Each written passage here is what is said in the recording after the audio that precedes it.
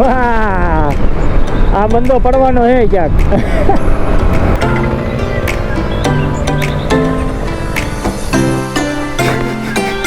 આપણે કહેવાય ને કે નુકસાન થઈ ગયું છે આપણું.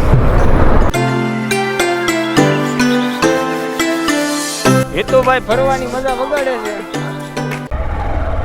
હો ફાઇનલી ગાઈસ નીકળી ગયા છે પાછા એક નવા ડેસ્ટિનેશન તરફ.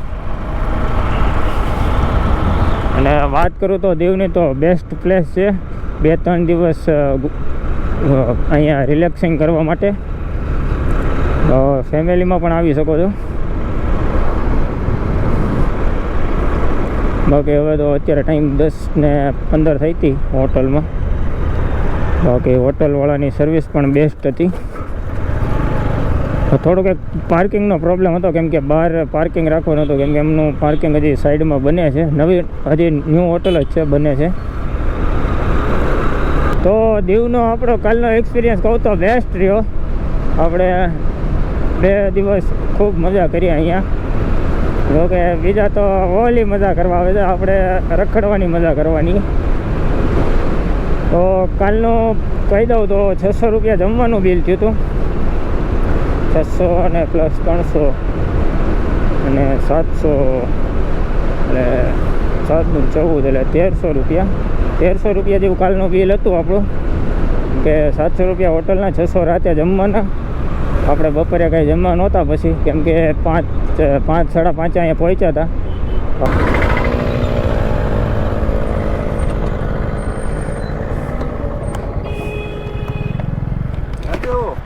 આપણે દીવથી આવી.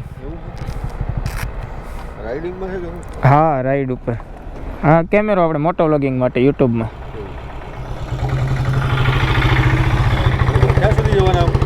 અહીંથી સોમનાથથી દ્વારકા. દ્વારકાથી પછી સુરત.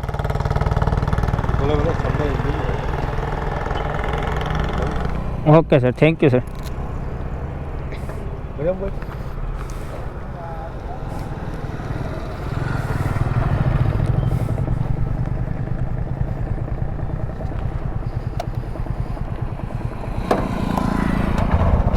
Thank you sir. કહેવાય ને કે નેચર બહુ જ સરનું, બહુ જ નેચર સારું હતું. ક્યાં જાવ છો, શું છે અને કેટલે જવાના, એ બધું રૂટનું પૂછતા હતા. તો સારું કહેવાય એક વસ્તુ. આપણી ચેનલમાં નવા જો તો લાઈક તો કરતા જ રહેજો, બટ સબસ્ક્રાઈબ કરી લો આપણી ચેનલ. કેમ કે દાસુ બ્લોગ હવે આવવાના સ્ટાર્ટ થશે ગાઈઝ. કારણ કે આપણે જે આ રાઈડ મિનિમમ 2 કે 3 દિવસ લાંબી ખેંચવાના છે. હવે ક્યાં લગી ખેંચાય તે જોઈએ છીએ. તો લાઈક શેર કોમેન્ટ કરતા રહેજો આપણે આ બ્લોગને. બાકી બ્લોગની શરૂઆત કરી દઈએ કે હેલો એવરીવન, હર હર મહાદેવ, જય માતાજી, જય શ્રી રામ. હું ગૌતમ પટેલ સ્વાગત કરું છું તમારું મારી યુટ્યુબ ચેનલ 0007 રાઇડરમાં. તો ફાઇનલી ગાઈઝ અમે લોકો નીકળ્યા છીએ અત્યારે ગુજરાત ભ્રમણમાં. તો આજ મારો ગુજરાત ભ્રમણનો બીજો દિવસ છે.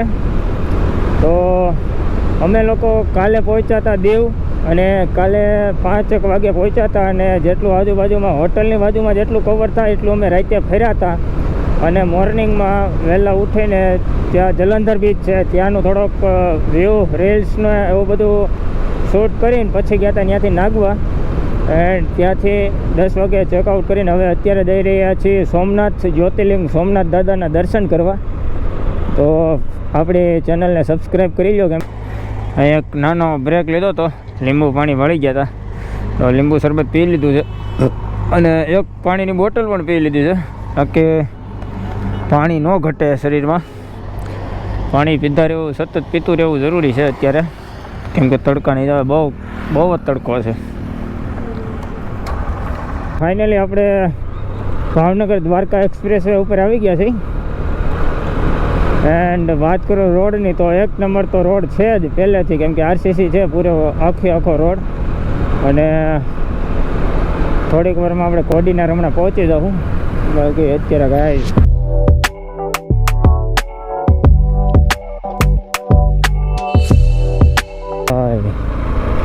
क्या खूबसूरत टोल प्लाजा बनाया है रे.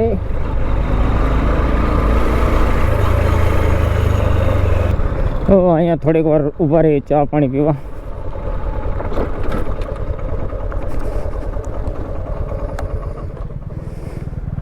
પાણી પીવા અહીંયા ઊભા રહ્યા હતા હોટલે, અને ચા એટલી ગળી હતી પીવો ને એટલે સીધી ડાયાબિટીસ ફૂલ.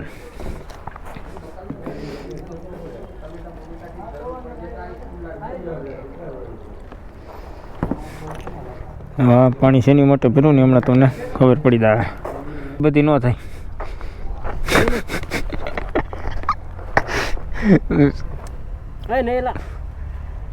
બે આવે ઓ ચમકારા આવે, ચમ ચમ થાય છે કभी ये है ना, ये थोड़ा ड्राइविंग सामने वाला बराबर नहीं करते हैं नहीं भैया. नहीं, आप हाईवे पे खड़ोगा तब चलाने में मजा आएगा. हाँ, बाठिया ना टाटिया नहीं आमता એ વળી જા, વાળી લે, આખી વાળી લે.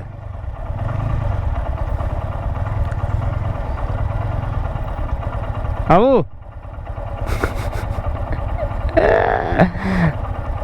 વળી જા, તારી લાઈન નો નીકળતા હોય તો એ વાઈડમાં નો કરી જાય અચાક.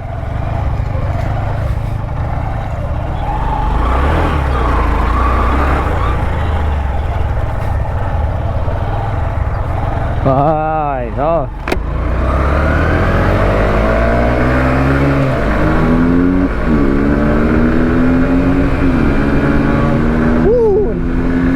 ફાઇનલી પાછા નીકળી ગયા છે, અને અહીંથી 50 કિલોમીટર બાકી છે હવે સોમનાથ. તો જાજુ છે નહીં, કલાકમાં પહોંચી જાઉં.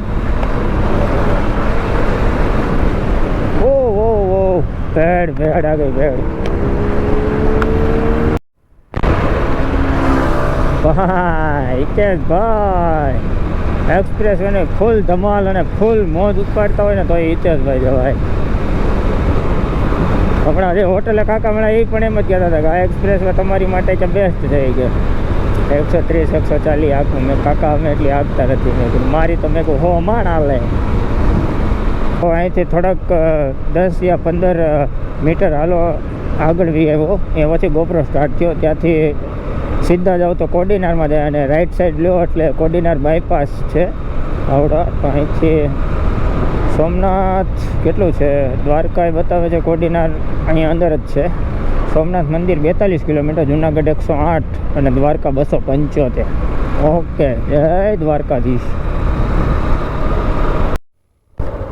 કન્ટિન્યુ 2 દિવસથી સારા રોડ ઉપર ફરતા હતા. તો ભગવાને કીધું હવે થોડોક ઓફ રોડિંગનો પણ મજા લેવરાવી જાય. તો ઓફ રોડિંગ થોડુંક એવું સ્ટાર્ટ થઈ ગયું છે, કેમ કે બ્રિજનું કામ ચાલુ છે.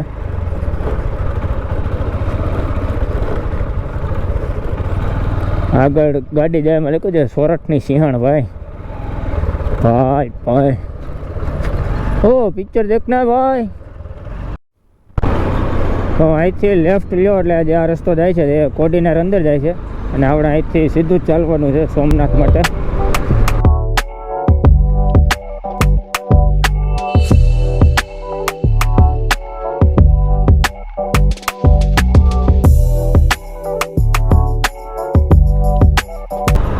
અરે કાકા એને કઈ જોઈને તો હાલો યાર બે સાઈડ. તો ફાઇનલી સોમનાથ પહોંચવા આવી ગયા છે, અને એક થોડુંક આપણે કહેવાય ને કે નુકસાન થઈ ગયું છે આપણું. હા, જે લાઇટ છે આપણી ફોગ લાઇટ, એનો એકનો ચાપડો ભાંગી ગયો છે, જેનો નીચેનો હૂક હતો જે લાઇટ પકડી રાખે એનો. તો હવે એનું ક્યાંક કરવું જોઈએ, કંઈક વેલ્ડિંગ થઈ જાય અહીંયા સોમનાથમાં. ભાઈ બહુ બધું ચેન્જીસને કારણે અત્યારે હોટલ મળવી અઘરી છે. આપણે હતા અહીંયા આવી ગયા. ફાઇનલી ગાઈસ અમે લોકો પહોંચી ગયા છીએ અત્યારે સોમનાથ. તો સોમનાથ આપણે જે દર વર્ષે હોટલ રાખવી છે એ જ હોટલ રાખેલી છે. જોકે આ આપણી રૂમ છે, 118 નંબરની રૂમ છે. પહેલાં ઉપર રહેતા 4થા માળે, અત્યારે પહેલા માળે જ રૂમ મળી છે આપણને. તો રૂમ કંઈક આપણને સસ્તામાં મળી ગઈ છે. અને આ ગોપ્રોમાં લાઇનિંગ આવે છે ને, એનો એક પ્રોબ્લેમ સોલ્વ નથી થતો. તો ફાઇનલી ગાઈસ અમે લોકો જઈ ગઈ છીએ મંદિરે દર્શન કરવા. નાઈ ધોઈને ફ્રેશ થઈ ગયા છે અને ટાઈમ 4:30 થઈ ગયો છે. ઓય ફરવા આવ્યો છો છોકરીઓ યારે વાતો કરવા આવ્યો છે ખબર નથી હવે. કાયદેસર આ રહી છે વ્લોગમાં. હેતુભાઈ ફરવાની મજા વગાડે છે.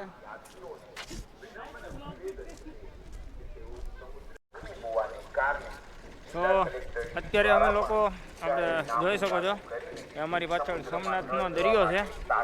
તો મંદિર તરફ જઈ રહ્યા છે કે થોડીક તમને કહેવાય ને કે ત્યાંથી મંદિરની અંદર તો શૂટ નથી કરવા દેતા, પણ બહારથી જેટલું થાય એટલું શૂટ કરીને અમે લોકો બતાવશું તમને.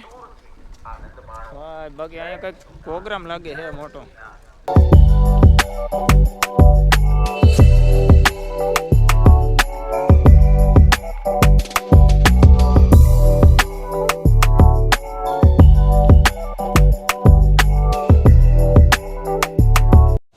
અત્યારે સોમનાથ અમે આવી ચૂક્યા છે ને અત્યારે રાતનો ટાઈમમાં કોઈક મંદિરનો નજારો આવો છે ને એની થોડાક જ નજીકમાં દેખો જો સનસાઇટ વ્યૂ. અત્યારે સનસાઇટ તો ક્યારનો થઈ ગયો છે પણ અત્યારે નેક્સ્ટ લેવલનું વાદળ દેખાય છે. અત્યારે કાંઈ અલગ પ્રકારનો ભગવા રંગ દેખાય છે. તો ફાઇનલી ગાઈઝ સોમનાથ દાદાના અત્યારે પટાંગણમાં અમે ઊભા છીએ અને અંધારું થઈ ગયું છે. તો પોલીસની ગાડી આટા મારે છે અહીંયા. તો આપણને ભાઈ મળ્યા હતા લલિતભાઈ શર્મા કરીને છે આપણા ફ્રેન્ડ. તો એમની સાથે 1-2 ફોટો પણ ક્લિક કર્યા આપણે. અને કહેવાય છે ને કે મહાદેવની કૃપાથી આપણા ખાસ મિત્ર પણ બની ગયા છે. તો આપણે તેમની સાથે લોંગ રિલેશનશીપ રાખશું ફ્રેન્ડ. અને કેમ કે તે પ્રોપરલી રાજસ્થાનથી છે તો આપણને આની પછીની જે રાઈડ છે એ પણ રાજસ્થાન જ કરવાની છે. તો એમાં પણ આપણને થોડું ઘણું ભાઈ ત્યાં એક્સપ્લોર કરવા આવશે. ગુજરાતમાં એક નવું ટ્રેન્ડ નીકળ્યો છે. કોઈને પાસે પાણીની બોટલ હોય ને ન હચવાતી હોય તો એક આવું પાછળનું બેગ લઈ લેવાનું. ઘરે આનું આવું કમરવાળું બેગ લઈ લેવાનું, પાછળ બોટલ નાખી દેવાનું. તો તમે ભાઈ અત્યારે દેશી જુગાડ યુઝ કર્યું છે ને અત્યારે મારો વોઇસ તો ક્લિયર આવે નહીં આવે કે નહીં ખબર, કેમ કે આસપાસમાં બહુ શેર શરાબા થાય છે તો ખબર નહીં ને. ટ્રેન્ડ નથી, ગુજરાતની સ્ટાઇલ છે આવડી. એ આ ગુજરાતનું દેશી જુગાડ કે આને. અને અત્યારે અમે ચાય પીને આવી ગયા માર્કેટ એક્સપ્લોર કરવા, તો તમને માર્કેટ પણ બતાવી. આમાં હિતેશભાઈની વાઈફને કંઈક લઈ દઈએ. મારી વાઈફ તો છે નહીં પણ ફ્યુચર વાઈફ માટે કંઈક લઈ લઈએ. તો ફાઇનલી લલિતભાઈને આપણે બાય બાય કરી દીધું છે, કેમ કે લલિતભાઈ વેરાવળ ડોમેટ્રીમાં રોકાણા છે અને અમે બંને ભાઈઓ તો હિતેશભાઈ અંધારામાં આવે અત્યારે. તો અમે બંને જઈએ છીએ હવે હોટલ, કેમ કે અમે પણ નાસ્તો કરી લીધો. આ અમારી પાછળ દેખાય આપણે સોમનાથ ટ્રસ્ટ. હા, સોમનાથ ટ્રસ્ટ ને ફ્રી ઓફ કોસ્ટ છે, તો તમે ત્યાં પ્રસાદ લઈ શકો છો. બાકી જો રોડ દેખો, રાસ્તો નહીં. બાકી હિતેશભાઈ કુછ બતાના ચાહોગે? બસ જમી લીધું છે અને ફ્રી ઓફ કોસ્ટમાં સુવિધા પણ જમવાની સારી છે. અરે આવું આપણને ખાવાનું હોટલમાં પણ ન મળે એવું અહીંયા જમવાનું છે ભાઈ. જેવી જેની મનની માયા. મનની માયા તો નહીં પણ પૈસાની માયા. સ્પૂન ને ચમચી વાળા અહીંયા ન આવતા, કેમ કે હાથેથી ખાવાનું હોય એટલે એ પ્રમાણે. બાકી એમ તો કાઠિયાવાડ ભાઈ આપણે હાથે જીકવું હોય ભાઈ. આપણે ગૌતમભાઈનું કહેવાનું એમ છે કે ગોતવાથી તો ભગવાન પણ મળી જાય, પણ ક્યારના ચશ્મા ગોતે છે, ચશ્મા એને નથી મળતા ભાઈ. કેમ થયું આમાં ભગવાન કેમ મળશે, ચશ્મા નથી મળતા અત્યારે. તો આમાં આની કહેવત તો અત્યારે સાચી માને ખોટી માને ખબર નથી પડતી. પેલા માથું ઓળીલું.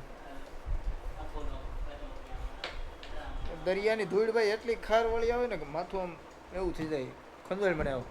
તો ફાઇનલી ગાઈઝ અમે લોકો અત્યારે હોટલે પહોંચી ગયા છીએ અને વાત કરું તમને તો સોમનાથની તો બહુ જ સરસ રીતે દર્શન થઈ ગયા આપણે મહાદેવના.